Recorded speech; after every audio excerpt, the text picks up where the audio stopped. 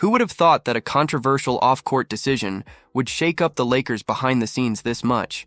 And even after an early playoff exit, there are still some big names within the organization who believe in the path they've chosen.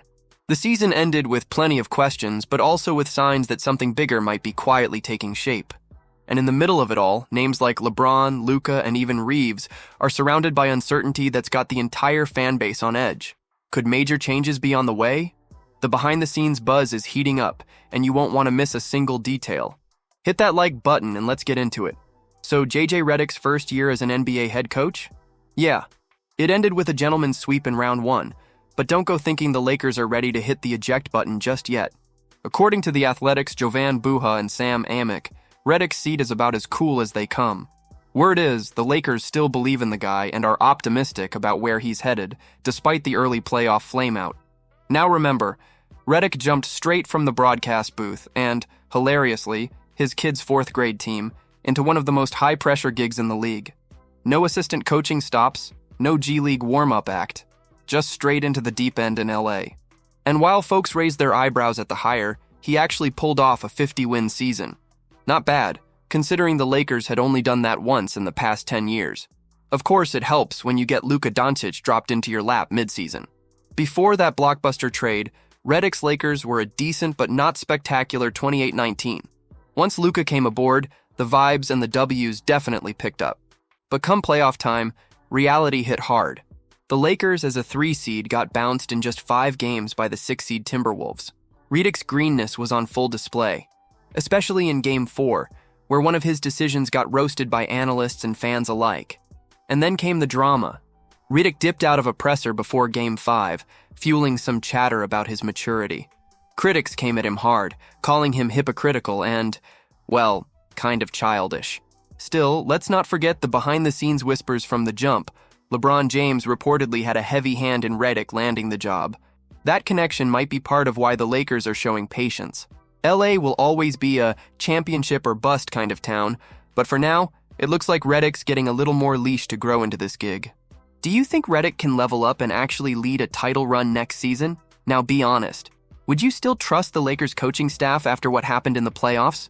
Drop your thoughts in the comments, because what's coming next involves major decisions, key players, and a potential roster shakeup that could change everything in LA. The Lakers just wrapped up another spring the same way they did last year, getting booted in 5 games in the first round. And let's be honest, that's not exactly what LeBron, Luka, and the rest of Laker Nation had in mind when the season tipped off. They had home court against Minnesota, but the Timberwolves weren't fazed. LA got out-muscled on the glass, couldn't defend the perimeter, and sorely missed a true center. That's a recipe for a quick exit. Now Minnesota's moving on to clash with the retooled Warriors, while the Lakers are heading into yet another figure-it-out summer. Things are about to get interesting, because both LeBron James and Dorian Finney-Smith have player options they can pick up or walk away from. Oh, and Luka Doncic becomes eligible for a monster contract extension on August 2nd. So yeah, decisions are coming fast. All of this lands on the lap of Rob Pelinka, who just got a shiny new promotion and extension himself. It's his job now to rework this squad to fit around Luka, because let's be real, this is about to be Doncic's team. One big potential move? Spencer C. from Clutch Points thinks it might be time to say goodbye to Austin Reeves. Now don't panic. Reeves is on a great deal, and he's been solid overall. But the fit with Luka might be a little too awkward. Too much overlap in play style, not enough defense. C's idea? Ship Reeves, Dalton Knecht, and Maxi Kleber to the Brooklyn Nets for Nick Claxton. Claxton, who had a so-so season with Brooklyn, is still just 26 and has shown flashes. Remember, he was in the DPOY conversation a couple years back. His numbers dropped a bit in 2024-25, but he's the kind of rim-running, shot-blocking center who could actually balance out Luka's game. Now, Reeves did struggle in the playoffs, especially against Minnesota's wings, but we've got a possible reason. Word is he was gutting it out through a nasty toe sprain that could have sidelined him for weeks.